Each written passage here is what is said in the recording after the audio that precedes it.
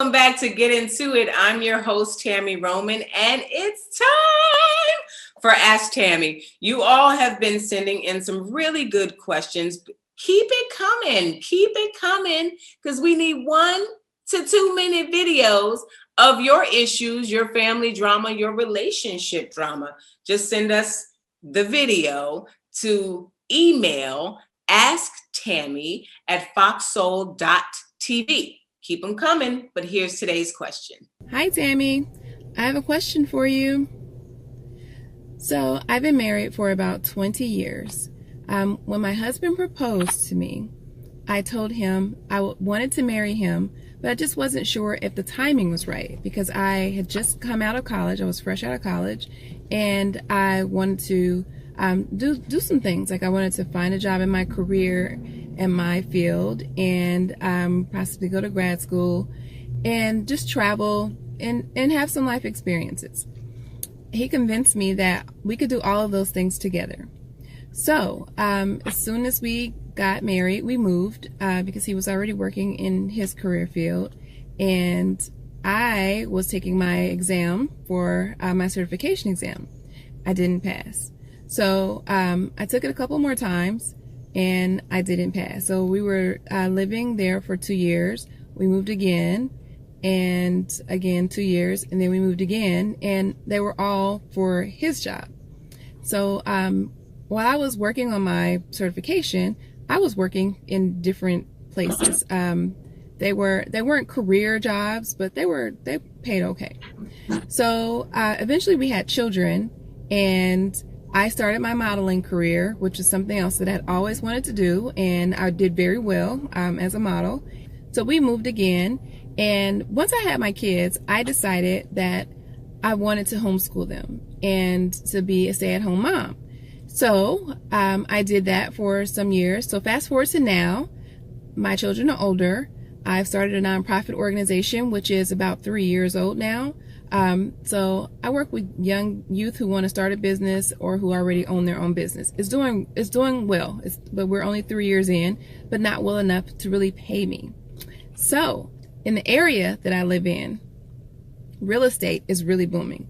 And my husband and I have talked about maybe I should try to become a real estate agent. But I don't really know that I want to be a real estate agent. Like if I did that, I think I would just really be doing it for the money and not because I really want to do it. So I'm trying to decide, like, should I stay my course and continue to pour into my nonprofit organization, or should I go ahead and try this real estate thing out and not necessarily give the nonprofit up, but certainly I would not have as much focus, be as focused on it. So please tell me what you think. Thank you. Girl, woo, child, that shit was so long. I don't even know what the question was. Girl, if you don't start selling houses, okay, that's what I'm gonna tell you. Your husband is right.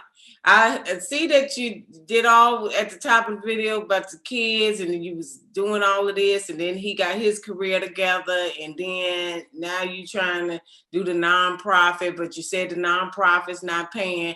One thing your husband said that's right is that real estate never goes out of style, and you might not like because you said you want to do things that you're passionate about, which I respect.